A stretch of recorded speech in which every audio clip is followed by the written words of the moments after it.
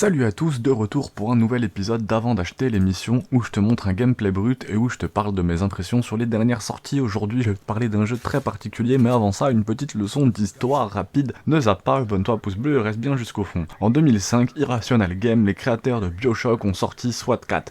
Et c'était pas un FPS classique, ce qui le rendait unique, c'était son côté ultra tactique, centré sur la prise de décision, la coopération justement en escouade, et surtout une tension constante. À l'époque, ce style plaisait beaucoup, avec des titres comme les premiers Rainbow Six.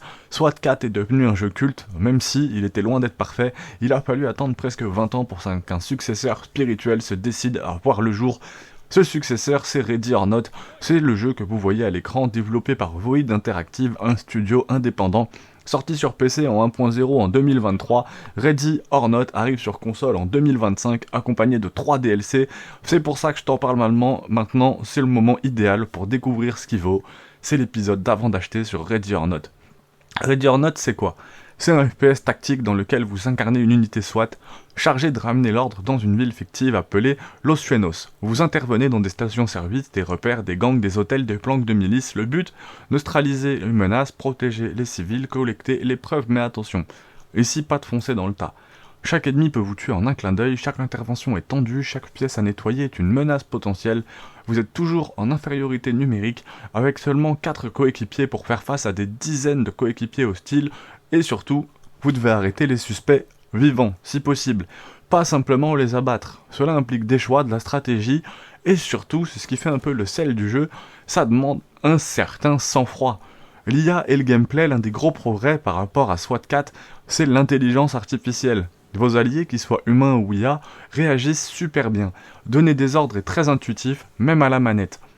Une fois qu'on est habitué aux commandes, on peut coordonner les escouades, les diviser en équipes, bleues et rouges, planifier les entrées, sécuriser les lieux, bref, on sent vraiment à la tête d'une unité de SWAT. Et côté ennemi, ils sont très imprévisibles. Parfois ils se rendent, parfois ils fuient, parfois ils prennent des otages, et parfois ils simulent une réédition avant de sortir une arme. C'est cette incertitude qui rend chaque mission vraiment intense. Tir, immersion, difficulté. Les fusillades sont brutales, intenses. Chaque tir a du poids, chaque impact compte. Si vous vous faites tirer dessus, la vision devient floue, vous paniquez. L'immersion est vraiment totale, mais attention, c'est pas un jeu grand public. Faut aimer les expériences un peu lentes, tendues, où ça progresse lentement, pièce par pièce. On meurt souvent, on recommence et parfois ça devient frustrant. Mais quand tout s'aligne, c'est terriblement jouissif.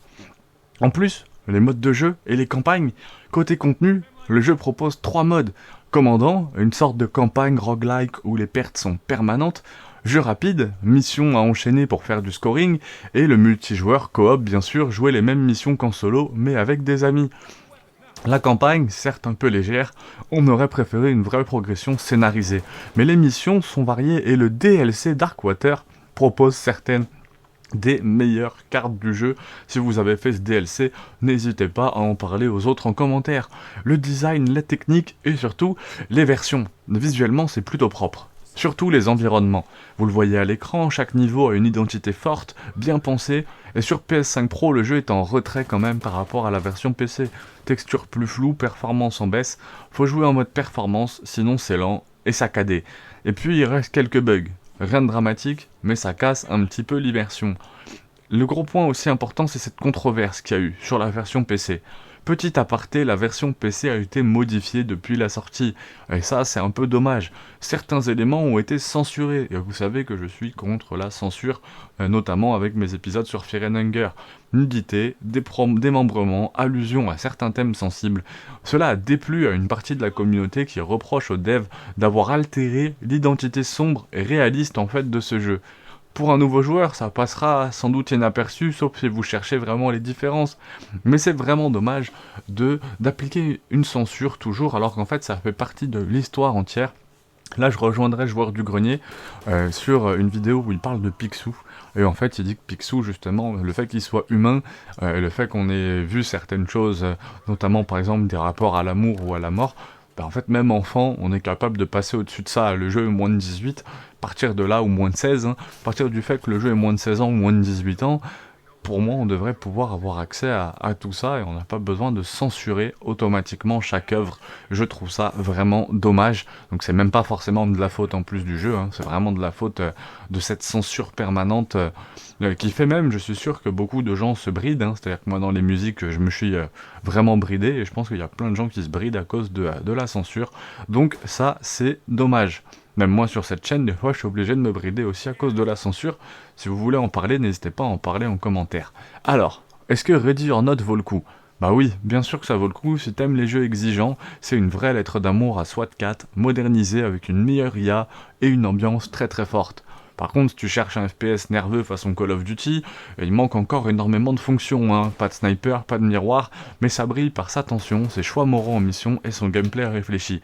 C'est un jeu pour les joueurs patients, qui veulent vivre une vraie simulation d'intervention tactique, et quand tout s'aligne, croyez-moi, c'est vraiment grisant.